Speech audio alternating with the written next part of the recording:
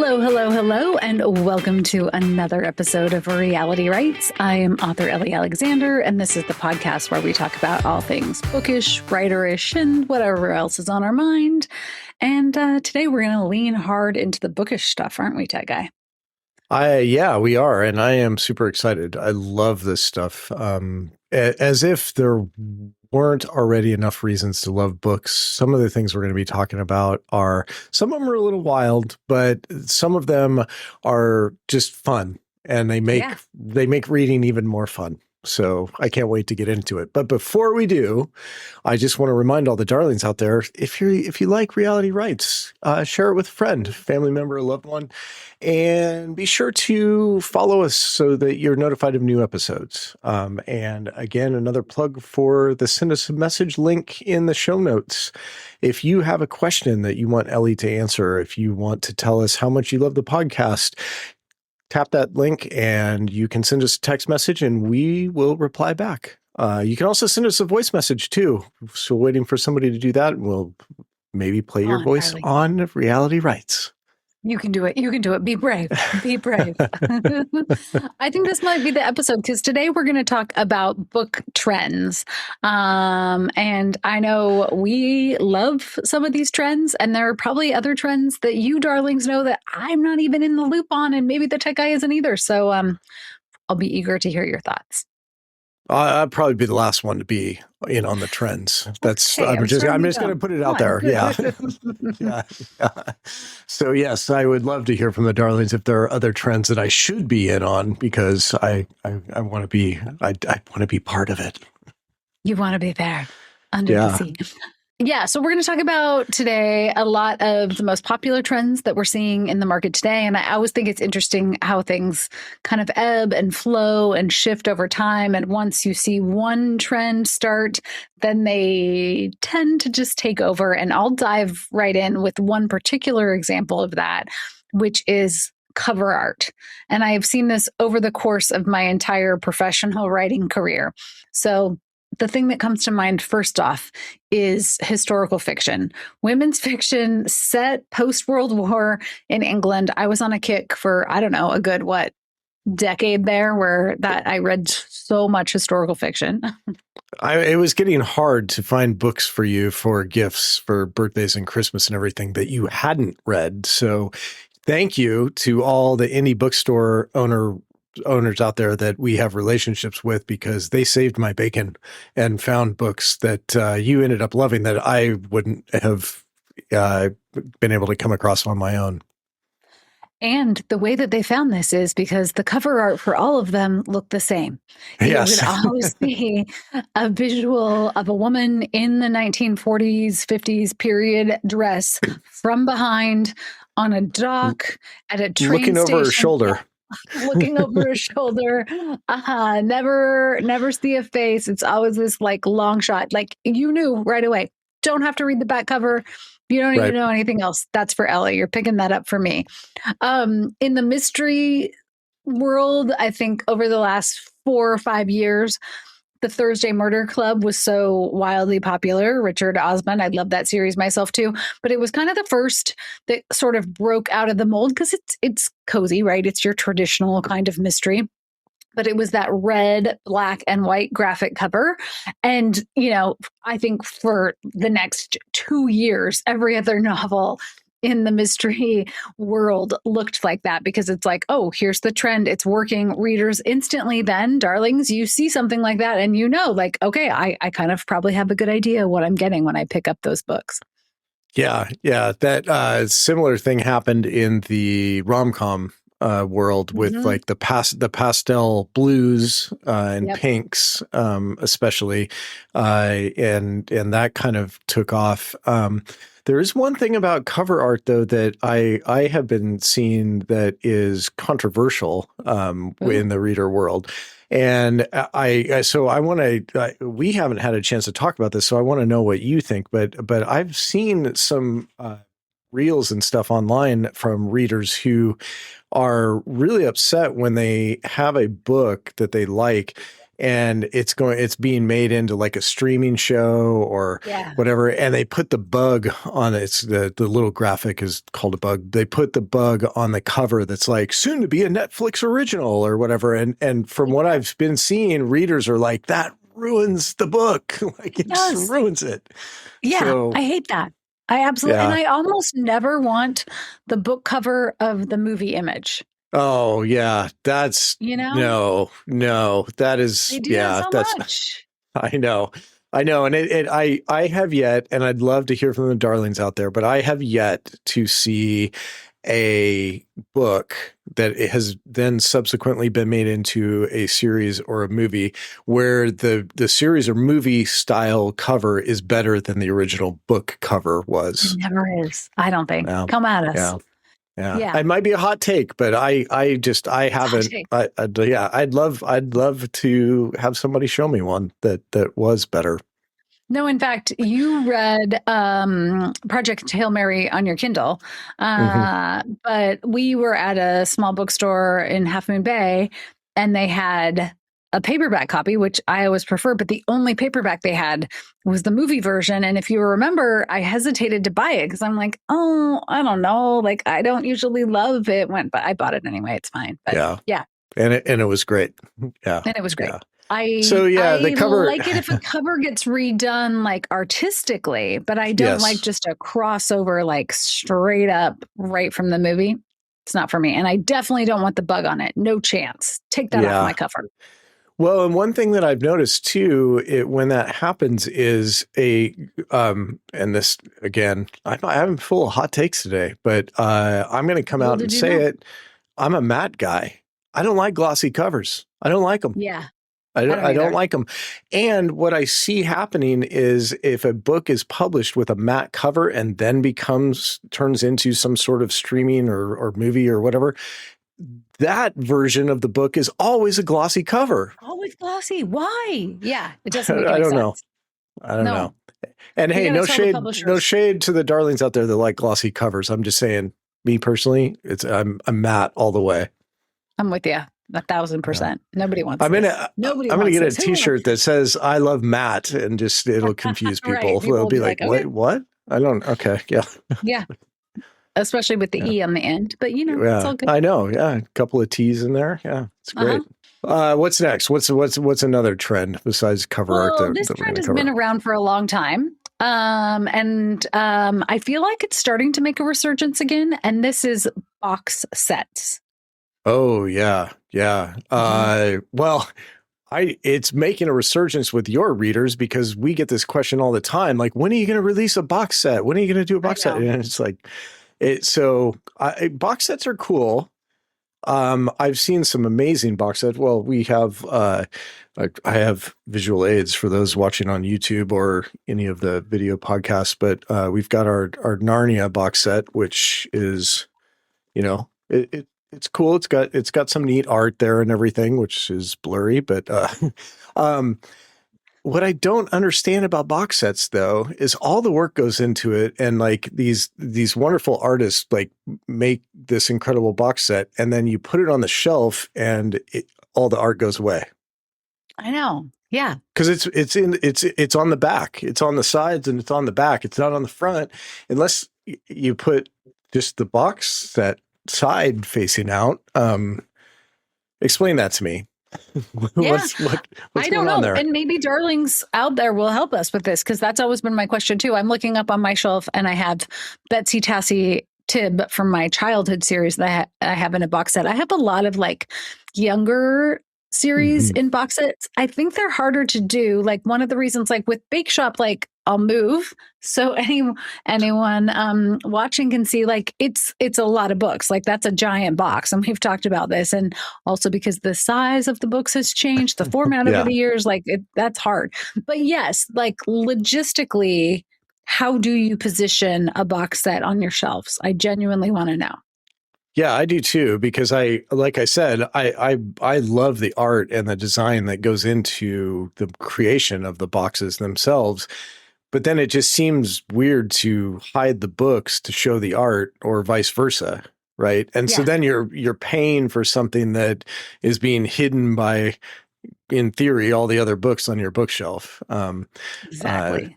But they do make a cool gift. I will say They that. do. Like if you And you get get a all the books at second, once. Yeah. yeah, Well, and like at Mystery Fest every year, Paddington has always sold collections of the Bake Shop because inevitably there will be readers who are like, I want the whole thing and I want you to sign the whole thing. So, and then they've offered a discount, which is really nice. And so I also understand it if you're like walking away with an entire series. Again, I think it's slightly easier to do with Narnia, where you have like a concrete, like it's a small number, it fits in a box. But yes. right. Right. Well, Um, these particular versions were like the small mass market paperback size too, which also makes a right. difference because if you've got the larger hardcover books, it's a big box. It's always a good problem to have, though, from the publishing side of things. Like when you start to have special editions and things like that come out, which is going to happen with the Bake Shop, it means that like the books are doing well and they're getting seen by more readers. You're getting a whole new print run usually, so that's always popular, I think, with books like Narnia that are like standing the test of time. To tag team off of your point about how you display the box set, the next thing on my list is sprayed edges. We know that sprayed edges have been wildly popular in the last few years. And I'm curious about that because if you're doing that for display, do you display them the opposite way on the shelf? And for the darlings out there who don't know, and I mean, you haven't been to a bookshop lately if you don't know, but because they're everywhere. Ellie's talking about like the I've got a great example here of my Charles Dickens Christmas stories, and the pages actually have. I'll pull it back. I know it's amazing. It's like Fezziwig and it goes to Christmas present and everything, painted right on the pages themselves. The artwork on some of these is stunning, and I binge watch creators online that do this by hand, like drawing. I've seen some amazing like Lord of the Rings series edges where illustrators have done just incredible artwork on the pages. But you've told me there's some drawbacks to this too that you've heard of. Yeah, I mean, for me, one of them, and like this is a known fact, darlings. I'm a slob. I mean, I'm not a slob in terms of like my physical appearance or my space. I'm actually very tidy. If we compare our two offices, like you have way more messiness than I do. But I would disagree when it comes to keyboards and monitors. Oh well, that's different. Yeah, yeah. Yeah, but like other clutter. than that, yes, you're right. Yes, clutter. My middle name is Clutter. Yeah, not a fan of clutter here. My brain I've got so much clutter. We are opposite, but I digress. I spill on myself. I do spill on my keyboard. I will have coffee and for 2 seconds and it's all over the front of me. So some of the sprayed edges, especially, I mean, like your example of Fezziwigs, I mean, that's just gorgeous, lovely art. Like, I don't want to touch that. But like some sprayed edges now are just like one color, like a dark purple or a dark blue to match the cover with no other art. I just feel like I'm going to get that ink all over my hands as I'm reading. But I don't know, maybe I'm wrong. I think you've said that you've seen people have said that like it does, if you, I don't know if it's the oil in your fingers or maybe people are sweaty while they're reading. I don't know. There are probably people out there that read when they work out. Hey, to each their own. If the paint comes off, that could be a problem. Big problem. And then, if you dog ear, like if any of the I mean, I do also dog ear readers. So there's that. Yeah. I know. Obviously, you can't do that with this kind of edition, but like. Yeah, this would ruin that for sure. Yeah. So the question in this book trend, is it just to collect it then, not necessarily for the reading enjoyment? It's like, hey, this is a book I've loved. It's a special edition. I want this on my shelf, like you with A Christmas Carol. Done. Like I bought that for you. No notes immediately. When I saw it, I was like, oh, the tech guy needs it.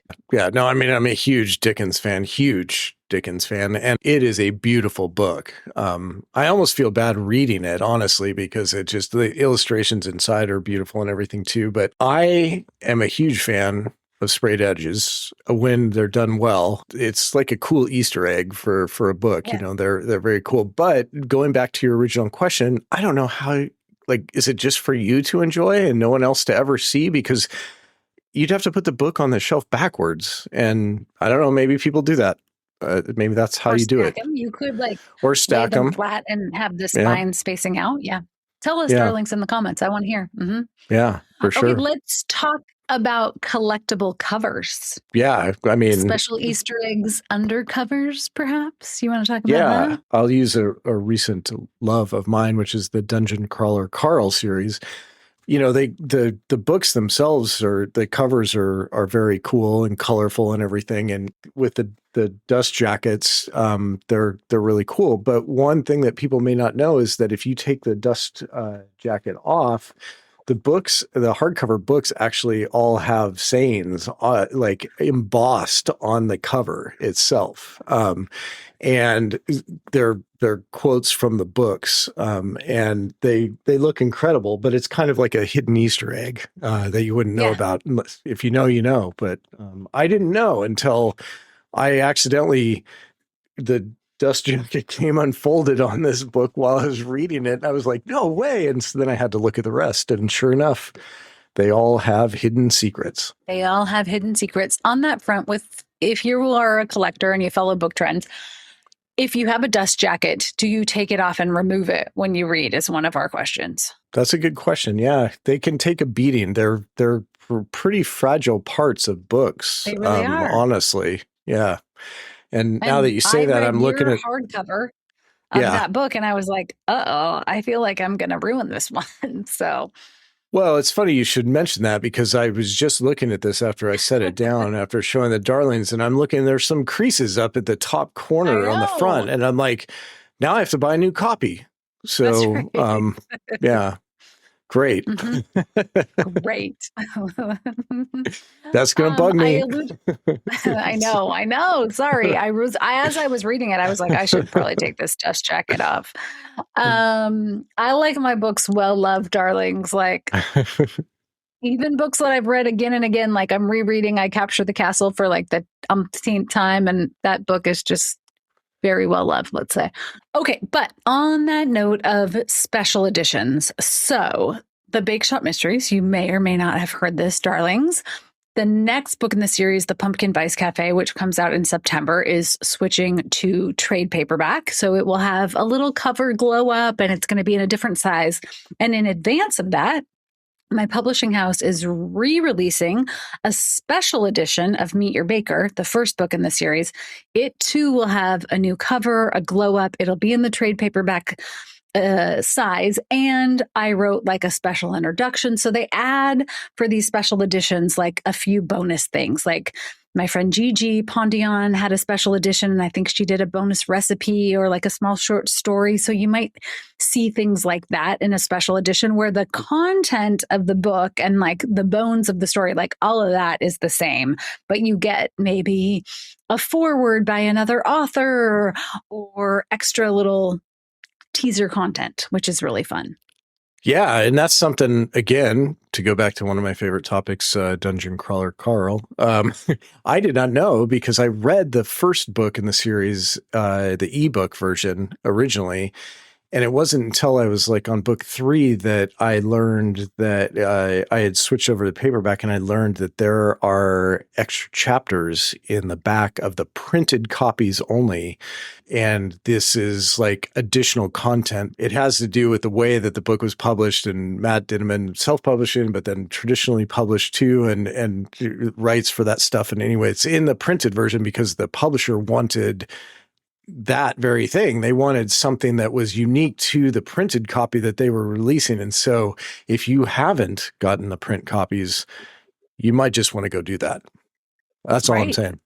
Yeah. Okay, here's another trend that I'm seeing like matriculate into things like the mystery, which are little chapter illustrations. You would see this more historically in fiction for younger readers, But last year, my Mysteries and Mocktails book club here, we read How to Murder Your Employer, which was fabulous. If you need a fun, twisty, slightly dark mystery and you hate your job, this is a good one for you. But it had chapter illustrations. So, and even halfway through the book, there's like a map of the murder campus. And I'm seeing this a lot. I Capture the Castle, the re-release of that book that I'm rereading myself every chapter, and even like the different sections when you're in part two, part three. Part two. Yeah. Part two. All have lovely illustrations included, and I think that's such a sweet trend. Yeah, it's a nice little surprise when you always, I don't know, maybe this is just me, but when I finish a chapter, I'm like, there's a little surge of like, oh, hey, I got through that chapter. Am I awake enough to go on to the next one? Whatever. But you turn the page and you see that little illustration and you're like, oh, well, now I need to read more to find out what this is about. When you started talking about this, my mind immediately goes to Harry Potter, of course. Yes. Because that was, you said, like with the younger readers and stuff, that was those books had great little chapter illustrations in them. You know what other series has them that's super cool in the print version? Dungeon Crawler Carl. I'm sensing a theme today. No, they're really cool. They're small, but they're very cool, and they always have to do with like the pages that are coming. So it's a fun little surprise. Okay, well, I think the last, but certainly not least of our favorite book trends are like all the bonus special editions. Extra content. So like our collections look very different, but I'm looking at like, this is my copy of a Jane Austen escape room. So this is taking all the content from a well-loved series, right? And you're turning it into something new. Or another example of that might be, this is the Bridgerton cookbook. So you have a cookbook based off the books and now a TV series as well. Graphic novels are part of that. I think that this trend is obviously happening with big name series, but I've also seen friends of mine in kind of smaller space creating a special edition, a cookbook, a graphic novel, an illustrated version of their book, just as a way to bring readers into that world, which I absolutely love. Yeah, they're almost so it's almost like taking that content and spinning it off into other activities. So you can keep your love of that content, that series, like going beyond just the covers of the books in the series for sure. You know what other series is getting the graphic novel treatment? I don't know, darlings. Let's take a wild guess here. What could it be? Drum roll. Dungeon Crawler Carl. Ah, I know. I mean, shocking, right? Yeah, no, it shocking. It is. First book is out now. First volume. It's so great. Yeah, and like you said, it's just a way that you get to expand that world, or maybe like do a little dive into an escape room or cooking or a graphic novel, all related to the same characters, stories, etc., which is so fun. Yeah, it is fun because I don't know, well, I know you personally, but I don't know about other darlings out there. But when you do get into a series, as much as I am into Dungeon Crawler Carl, you don't want it to end. But it's got to end, right? It has to end at some point. And so it is fun to get these other touches, these other touch points where you're able to actually enjoy the content, keep up with the world, the characters and everything outside of just the stories themselves. And I, for one, totally appreciate that. I do too. And there's so much creativity. And I think anytime you're just expanding a reading world, it's a good thing. So I have no notes. And I love all of these trends that there are these new themes. And I'm super curious to you, darlings, as we wrap up this episode, what trends are we missing? Like, what have we not seen? Yeah. What's coming next? Right. I mean, we've covered several of them here, half dozen or so. I want to hear about the others because, like I said, I want to be on the end of these trends. But I really do want to know, for the box set owners and sprayed edge book owners out there, like, how do you display them? What's your favorite way? That part I'm dying to know. Yes. So leave us a comment on that, or better yet, send us a voicemail and we'll play it on the next episode. That's right. That's right. All right. Well, that covers book trends for this week. I can't wait to hear from the darlings and see what else we're missing. Me too. All right. Till next time. Until next time.